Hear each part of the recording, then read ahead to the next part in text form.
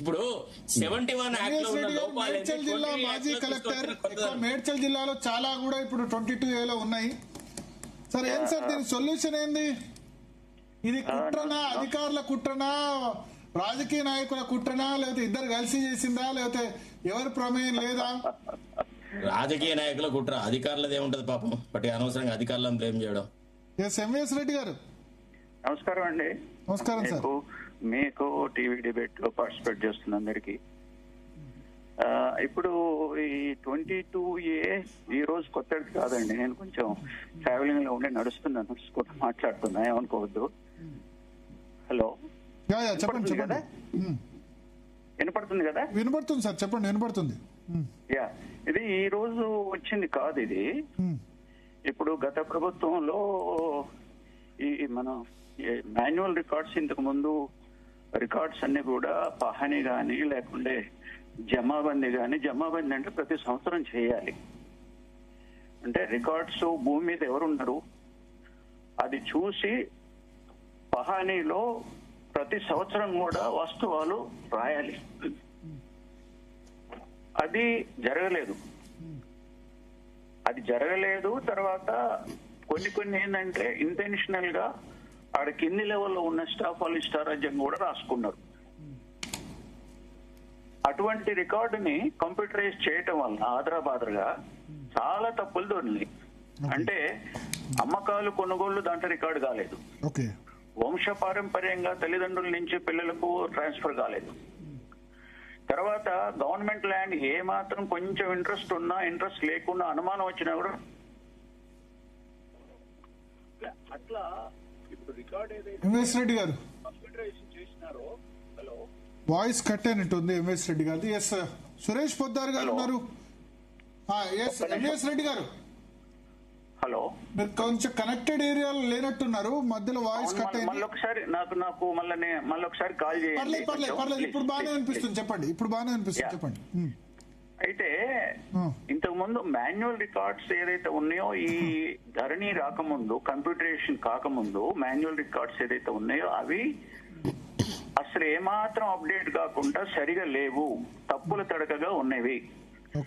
వాటిని తీసుకొని కంప్యూటరైజ్ చేయటం వలన చాలా పొరపాట్లు వచ్చినాయి. అందులో చాలా పొరపాట్లు వచ్చినాయి. అయితే దాన్ని వార్ ఫూటింగ్ మీద సరి చేయటం గాని, తర్వాత దాంట్లో తప్పులు ఎప్పటికప్పుడు అర్జీలు డిస్పోజ్ ఆఫ్ చేయటం గాని, తర్వాత పార్ట్ బి అని పెట్టి చాలా కాంప్లికేట్ అయ్యింది. అప్పుడు పరిష్కారం కాలే.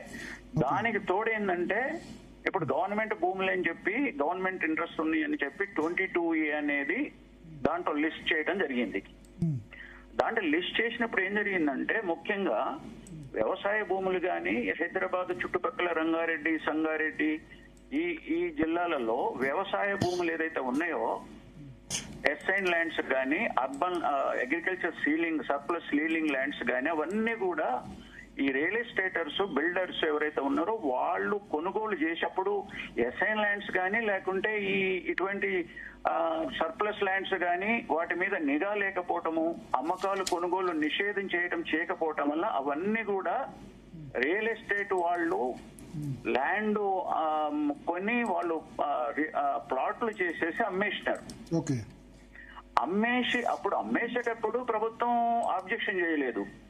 తర్వాత అవి నిషేధిత జాబితా అట్లాంటిది అనేది అప్పుడు లేదు, రిజిస్ట్రేషన్ జరిగిపోయినాయి. తర్వాత వాళ్ళు ప్లాట్లు, చిన్నవాళ్ళు, మధ్యతరగతి వాళ్ళు, పేదవాళ్ళు కొనుక్కొని వాళ్ళు ఇల్లు కట్టుకునేటప్పుడు కూడా పర్మిషన్లు ఇచ్చినారు వాళ్ళకి. తర్వాత వాళ్ళు ట్యాక్సులు కూడా కడుతున్నారు.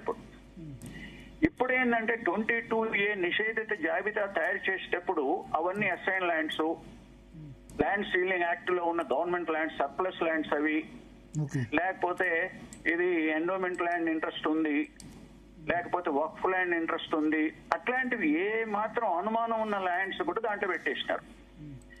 పెట్టేయటం వలన ఎన్నో ఏండ్ల నుంచి దాన్ని అనుభవిస్తున్న వాళ్ళు, ఇల్లు కట్టుకొని ఉంటున్న వాళ్ళు, జిల్లాలకు వ్యవసాయ భూములు ఈ నిషేధిత జాబితాలకు వచ్చినాయి.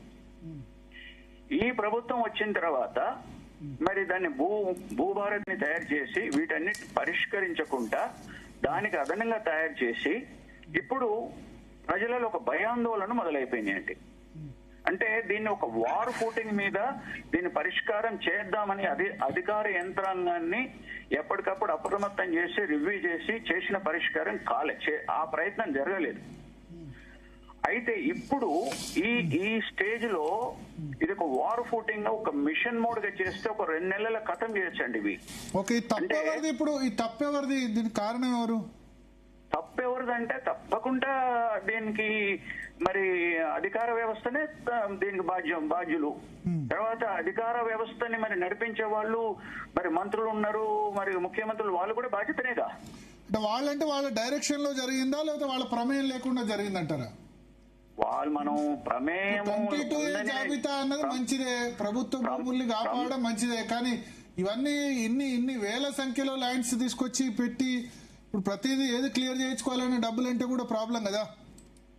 అవును, కరెక్ట్. అయితే ఇప్పుడు ఎవరైనా అధికార వ్యవస్థ అయినా ప్రజాస్వామ్యంలో జవాబుదారు ఎవరండి? ముఖ్యమంత్రి గారు, ప్రభుత్వమే కదా.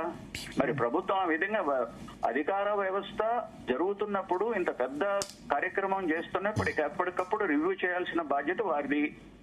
ఒకవేళ జరిగిన తర్వాత దాన్ని పొరపాటున సరి చేయాల్సిన బాధ్యత కూడా వాళ్ళదే. కాబట్టి సమిష్టి బాధ్యత అధికార యంత్రాంగాన్ని నడిపించేది ఈ ప్రభుత్వమే కదా. కాబట్టి ఇప్పటికైనా కూడా నష్టమేం లేదు. ఈ ప్రభుత్వం దగ్గర 3 నెలలు అయితే 3 సంవత్సరాలు అయిపోద్ది, ఇంకొక 2 సంవత్సరాలు ఉంటది. వీళ్ళు బ్రహ్మాండంగా ఇప్పటికైనా ఒక కమిట్మెంట్ ఉంటే ఒక మిషన్ మోడ్ లో ఒక 2 నెలల్లో పరిష్కారం చేయొచ్చండి. కోర్టు కేసులలో ఉన్నాయి తప్ప. ఇప్పుడు ఫర్ ఎగ్జాంపుల్ ఒక ఎస్ఐన్ ల్యాండ్ యాక్ట్ చెప్తానండి. ఇప్పుడు ఎస్ఐన్ ల్యాండ్స్ వలన ఎస్ఐన్ ల్యాండ్స్ అప్పుడు పేదలకు పంచిండ్రు ఏండ్ల కింద. ఇప్పుడు వాళ్ళు వ్యవసాయం చేసుకోలేకనో చేసుకొని లేకుంటే అవసరం ఉండో, లేకుంటే చుట్టుపక్కల వాళ్ళు ల్యాండ్ ఇంట్రెస్ట్ ఉన్న వాళ్ళు, హైదరాబాద్ చుట్టుపక్కల రియల్ ఎస్టేట్ ఇంట్రెస్ట్ ఉన్న వాళ్ళను వాళ్ళు మభ్య పెట్టో నయాన్నో భయాన్నో భూములు కొనుక్కున్నారండి. అప్పుడు కొనుక్కునేటప్పుడు చట్టం అమలు చేయలేదు, వాటి ట్రాన్స్ఫర్ చేయకూడదని. అయిపోయినాయి, రిజిస్ట్రేషన్లు అయిపోయినాయి. తర్వాత దాన్ని లేఅవుట్ చేసిండ్రు. వాళ్ళు పేదలో మధ్యతరగతి వాళ్ళు కొనుక్కున్నారు, వాళ్ళకి పర్మిషన్లు కూడా ఇచ్చిండ్రు. అప్పుడు కూడా చట్టం ఏమీ అమలు చేయలేదు. ఆ తర్వాత వాళ్ళకి పర్మిషన్లు కూడా ఇచ్చిండు, అన్ని చేసిండ్రు. చేసిన తర్వాత మరి ఇప్పుడు నేను మేడ్చల్ కలెక్టర్ గా ఉన్నప్పుడు కూడా ఇది చాలా దృష్టికి వచ్చింది, చాలా సార్లు రివ్యూ చేసిండండి. ఇది ఎస్ఐన్ ల్యాండ్స్ తోని ఆ భూములలో లేఅవుట్స్ అయిపోయి ఇల్లు కట్టుకొని వేల మంది ఉన్నారు ఇప్పుడు జిల్లాలలో. సో ఇప్పుడు అది పరిష్కరించడానికి ఏం చేయాలంటే ఆ చట్టంలో మార్పు తీసుకురావాలి, లెజిస్లేషన్ చేయాలి, యాక్ట్ మార్చాలి. అది సాహసం చేయలేదు, పోయిన ప్రభుత్వం చేయలేదు, ఈ ప్రభుత్వం చేయట్లేదు. ఇప్పుడు పక్కనున్న ఏపీ ప్రభుత్వం చేసిందండి, వాళ్ళు జీవోలు ఇష్యూ చేసినారు, యాక్ట్ చేసినారు. వాళ్ళు ఏంటి ఎస్ఐన్ ల్యాండ్స్ అయినా కూడా 10 సంవత్సరాల తర్వాత వాళ్ళు అమ్ముకోవచ్చు అని పెట్టినారు. ఈ ప్రభుత్వం తీసుకొస్తే చాలా వరకు రిజాల్వ్ అవుతాయి ఇష్యూస్, చాలా వరకు. ఇప్పుడు అవన్నీ కూడా రిలీజ్ అయిపోతాయి, 20 నుంచి తీసేయచ్చు అవి. చాలా మంది ఇట్లాంటి అర్బన్ ల్యాండ్ సీలింగ్ గానీ ఇట్లాంటివి గానీ కొన్ని ఏంటంటే అనుమానంతోనే కూడా ఏది ఇప్పుడు అక్కడ ఫారెస్ట్ ల్యాండో లేకపోతే వక్ఫ్ ల్యాండో లేకుంటే ఎండోమెంట్ ల్యాండో తక్కువ వచ్చిందండి కొద్దిగా, వెంటనే మొత్తం ఆ సర్వే నెంబర్లో ఏంటంటే దీంట్లో పెట్టేసేయటం. సో ఇట్లాంటివన్నీ పొరపాటు సరి చేయవచ్చుగా. ఎక్కడైనా కూడా ఒకవేళ గవర్నమెంట్ ఎండోమెంట్ ల్యాండే అనుకుందాము, ఎండోమెంట్ ల్యాండ్ లో ఎక్కడెక్కడ ఉన్నాయి, ఎక్కడెక్కడ దాని వలన 22 వచ్చినాయి. అప్పుడు ఎండోమెంట్ ల్యాండ్ అవసరమైతే ఫీల్డ్ సర్వే చేసి కూడా ఎంతకాలం పడుతుందండి? ఇప్పుడు అంతా మెషినరీతోనే తాళ్ళు పెట్టి కొలిసేది కాదుగా, చేయొచ్చు కదండి. ఇట్లా రేపు విజయదశమి వస్తుంది, ఒక మన ఈ విజయదశమి దసరా పండుగ శుభాకాంక్షలతో మంచిగా పండుగ చేసుకుంటే తెలంగాణ ప్రజలకి ఈ వరం ఇవ్వండి. ఆ నిషేధిత జాబితా అంతా కూడా ఎవ్రీడే మొత్తం బహిర్గతంగా పబ్లిష్ చేయండి, ఎంతమంది ఉన్నారు, ఏ జిల్లాలో ఎంతమంది ఉన్నారు అని చెప్పి పబ్లిష్ చేయండి. తర్వాత ఎవ్రీడే కంప్యూటర్ దగ్గర కూర్చొని కింది నుంచి పై వరకు మంత్రి గారి వరకు రివ్యూ చేయండి. 2 నెలలు ఎందుకు కాదండి ఇది? సురేష్ పొద్దార్ గారు, సో ఇది సొల్యూషన్